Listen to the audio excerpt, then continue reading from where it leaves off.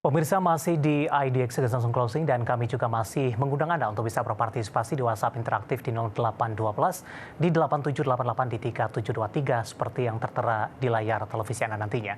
Dan langsung saja pemirsa kita akan coba lihat saham-saham pilihan yang direkomendasikan terutama dalam menghadapi perdagangan esok hari. Dapat Anda saksikan juga grafis di layar televisi Anda. 3 saham yang direkomendasikan, yang pertama datang dari perbankan ada BBTN, lebih direkomendasikan dalam hal ini untuk BBTN direkomendasikan buy on weakness dari posisi supportnya ada di 1420, resisten hingga ke 1590.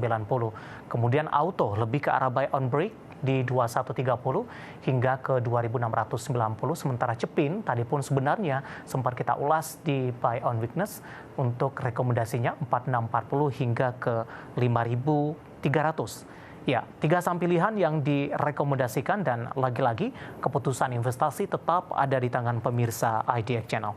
Baik, kita lanjutkan kembali perbincangan bersama dengan Bapak Philip Jeremy, Financial Educator dan Technical Analis Sukor Sekuritas. Pak Philip, kita lanjutkan kembali.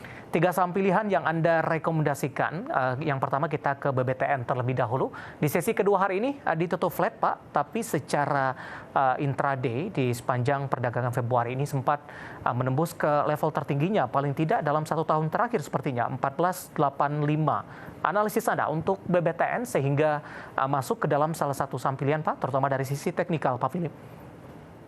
Oke, kita bahas dari sisi teknikalnya dulu ya. Kita perhatikan di mana BBTN ini berhasil breakout dari area resistance yang pertama, yaitu di level 1385. Kemudian kemarin sempat menyentuh 1500 dan terlihat ada candle aksi take profit. Namun berdasarkan candle hari ini, aksi take profitnya itu cukup tipis ya, kalau kita perhatikan cukup minim sehingga masih tertahan di atas 1400, sehingga ini memberikan kita buying opportunity karena kemungkinan besar akan kembali breakout lagi dari area resistance yang sudah di break sebelumnya, karena memang swing panjangnya itu menuju ke sekitar area level 1590. Di sini ada pembentukan double bottom besar yang dibentuk oleh BBTN. Baik, sebelumnya sudah sempat bergerak di level 1900-an, tapi jaraknya cukup jauh nih Pak, di perdagangan 2021 kalau tidak salah ini.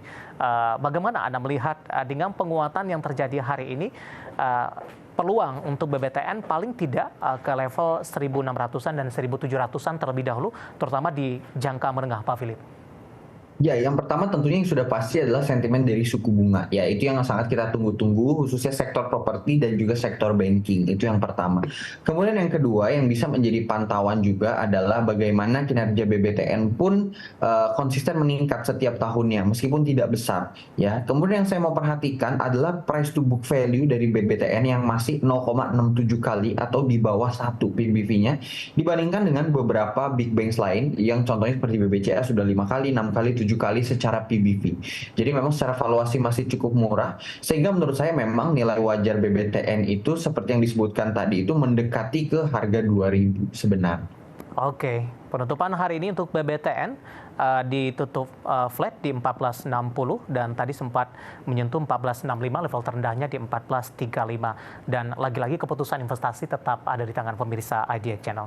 Baik, kita beralih ke saham pilihan yang kedua, ada Auto Pak. Pada pekan lalu juga merilis kinerja mereka untuk full year 2023 dan ternyata kinerjanya ini juga mengalami peningkatan dari sisi labanya naik 39% secara tahunan. Analisis Anda untuk Auto? Ya, ini yang salah satu yang menurut saya cukup menarik dari Auto. Yang pertama adalah yang bisa kita perhatikan dari bulan Agustus 2023, sementara kinerjanya terus meningkat, harga sahamnya terus turun. Nah, ini terjadi semacam divergence dari di antara earnings dan juga harga. Sehingga menurut saya Auto ini sudah berada di area level support, di mana area level supportnya itu di 2130. Itu area level support kuatnya sekali dan kemarin sudah memantul dari area level support tersebut. Sehingga potensi untuk Auto ini minimal ke harga 2690 ya, dengan potensi kalau kita perhatikan ini potensinya cukup besar. Kenapa? Karena memang sudah berada di area level support yang cukup kuat menurut saya dengan kinerja yang cukup impresif. Baik, di level berapa Pak direkomendasikan hari ini? 2370 terdampak aksi profit taking sepertinya tadi sempat ke 2470. Ya, menurut saya buy level yang fair itu di sekitar harga 2380 atau mungkin di penutupan hari ini pun menurut saya itu masih oke sekali. Baik, 2370 melemah di 0,42%, level entry ideal ketika sesi pertama dibuka di perdagangan esok harinya. Baik, kita beralih ke saham pilihan yang ketiga, ada Cepin. Tadi pun juga sempat kita ulas. Pak Philip, buy on weakness 4640, 5300. Review singkat saja, level ideal buy on weakness untuk Cepin. Ya, seperti yang tadi udah saya jelasin, level idealnya justru kita beli ketika dia close di atas 5.000 ya, untuk lebih terkonfirmasi aja. Karena juga memang dengan tarikan volumenya harusnya ini bisa tercapai besok ya, sehingga ini bisa menjadi quick trade juga untuk semua sobat IDX Channel. Namun disclaimer on juga ya untuk analisa yang saya sebutkan, karena memang menurut saya ini ada potensi yang cukup menarik, apalagi sentimennya juga cukup mendukung. Baik, bagi yang sudah ambil posisi dan sudah profit dengan ruang penguatan yang masih terbuka cukup lebar ketika break di 5.000 tadi Anda katakan, level profit taking yang direkomendasikan untuk Cepin? Menurut saya di level 5.300 yang pertama, kalau mau ambil trade cepat di sekitar 5.300. Kemudian yang kedua, kalau break lagi dari 5.300 ke 5.650. Baik, 3 saham pilihan yang direkomendasikan pemirsa ada BBTN, Auto, ada Cepin, BBTN buy on weakness, Auto buy on break, Cepin lebih ke arah buy on weakness, dan lagi-lagi keputusan investasi tetap ada di tangan pemirsa IDX Channel. Pak Philip, sudah cukup banyak pertanyaan masuk di WhatsApp interaktif kami. Yang pertama saya akan coba bacakan ini. Ada Ibu Sarah ini tidak menyebutkan lokasinya di mana, menanyakan saham FVKTR Pak, sudah masuk di 200, apakah layak di hold untuk jangka pendek dan trading, dan bisa ke resisten berapa untuk VKTR? Silakan Pak Philip. Tadi entry di harga berapa, sorry? Di 200 Pak. Di harga 200. Oke, berarti ini cuan udah 200 udah lumayan tebel ya cuannya ya. Ini udah kita perhatikan sekarang kan di harga 226. Nah, di sini kalau saya tarik menggunakan Fibonacci retracement-nya, resistance-nya itu mencapai ke 294. Itu area Fibonacci 1.618 di 294. Nah, apakah akan capai ke sana? Ada potensi besar ya akan mencapai ke sana, mengingat juga dia berada di sektor EV. Namun, menurut saya jangan terlalu mengejar sampai titik Fibonacci-nya. Kenapa? Karena volume hari ini cukup kecil. Ya, karena pergerakan volume hari ini cukup kecil, jadi mungkin saya akan lebih rekomendasikan kalau kita perhatikan si VKTR ini kita jual di sekitar harga, sebentar ya untuk mengukur Fibonacci-nya. Saya sarankan di sekitar harga 260 sampai 268 untuk si VKTR ya, mengingat volumenya. Namun perhatikan apabila besok keluar candle doji atau keluar candle dengan shadow atas yang panjang untuk sell. Baik. 226 hari ini menguat signifikan pemirsa di 15,31%. Pertanyaan dari Ibu Syara, tadi sudah direkomendasikan untuk profit taking di area range harga 260 hingga 268, dan lagi-lagi keputusan investasi tetap ada di tangan pemirsa IDX Channel. Baik, kita beralih ke pertanyaan selanjutnya. Ada Bapak Diki, saya Diki dari Malaysia. Ini tampaknya menyaksikan live streaming kita. Pak Philip, tolong analisis untuk Medco, sudah punya di 1195. Apakah ada koreksi lagi tidak? Apakah bisa tembus ke 1.300 dalam 1 bulan ke depan? Analisis Anda untuk Medco.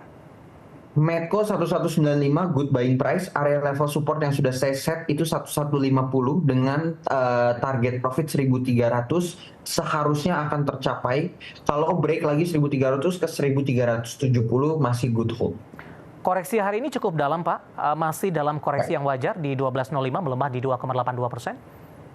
Ya, namun terlihat kita lihat ya ada penguatan atau ada buying power di harga 1185 atau di bawah 1.200, sehingga itu yang menurut saya masih membuat cukup menarik.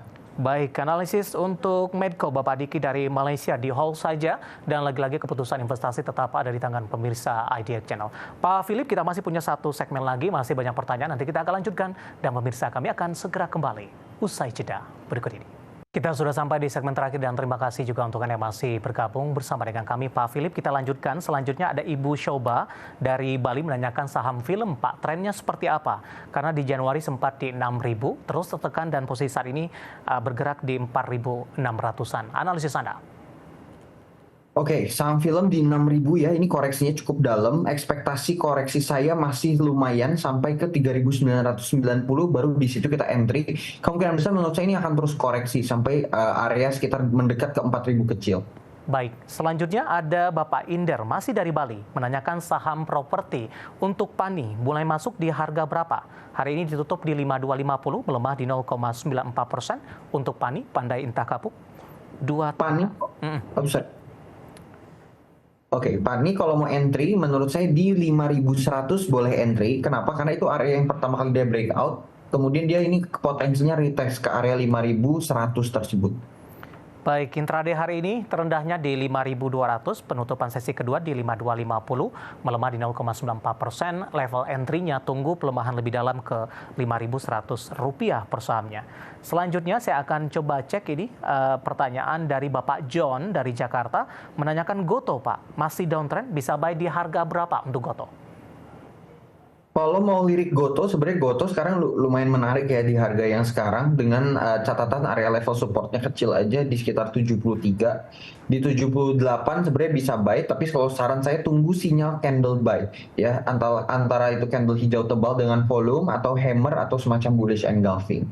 Bagaimana Anda melihat pola pergerakan saham Goto, Pak? Secara teknikal sudah kembali diperdagangkan di bawah Rp80 per saham, terkait juga dengan ekspektasi kinerja full year mereka di 2023.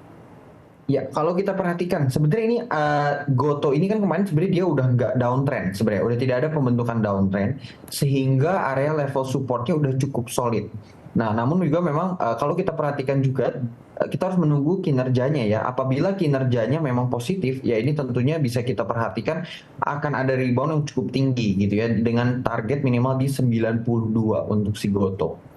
Baik, selanjutnya ada Ibu Herlina menanyakan Antam, Pak Philip, bisa beli di harga berapa?